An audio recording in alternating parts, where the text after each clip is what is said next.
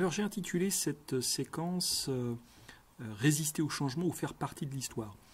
Souvent, lorsque des innovateurs pédagogiques ou en formation essayent d'impulser une transformation, une proposition, ils se heurtent à des soi-disant résistances au changement. En fait, lorsqu'on invoque l'idée de résistance au changement, eh bien, c'est comme si on utilisait l'idée que l'individu est une matière sur laquelle agir et qui résisterait.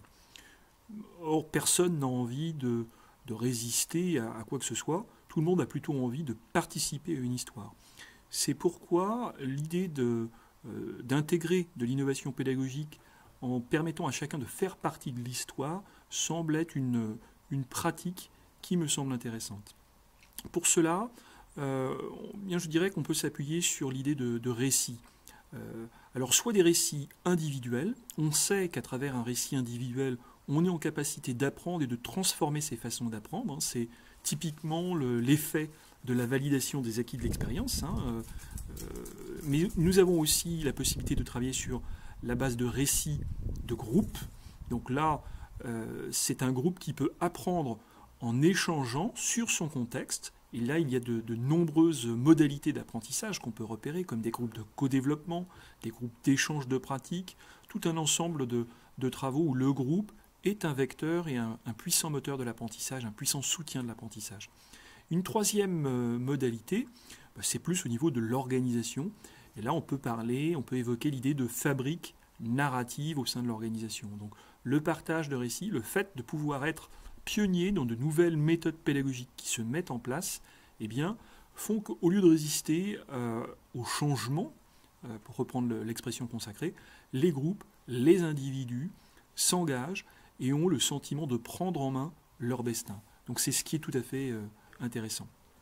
Alors, je ferai juste un petit clin d'œil sur l'idée de récit qui renvoie quelque part aux travaux sur les contes de fées.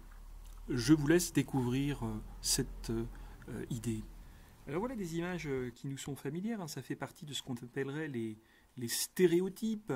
Donc dans ces stéréotypes, on reconnaîtra des contes les plus célèbres, Boucle d'or, Blanche-Neige, Le Petit Poucet, Pierre et le Loup, et bien d'autres.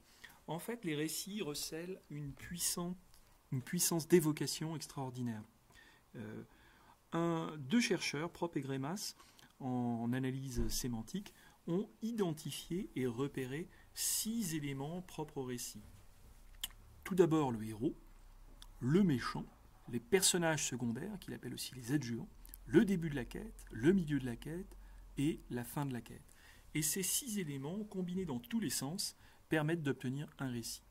Donc le récit de l'innovation en formation est à faire avec les acteurs et pas contre eux. Ne pas oublier que les premiers habitants des formations et des stages sont les participants eux-mêmes.